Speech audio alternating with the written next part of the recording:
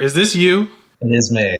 Yes. I did not know I was on the poster until the day it was released. I got a lot of text messages and phone calls and things like that. I guess I have a chin that's relatively recognizable if you know me.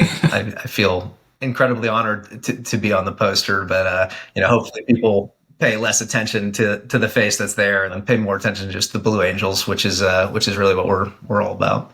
You just have resting Blue Angel face. There's nothing you can do about it.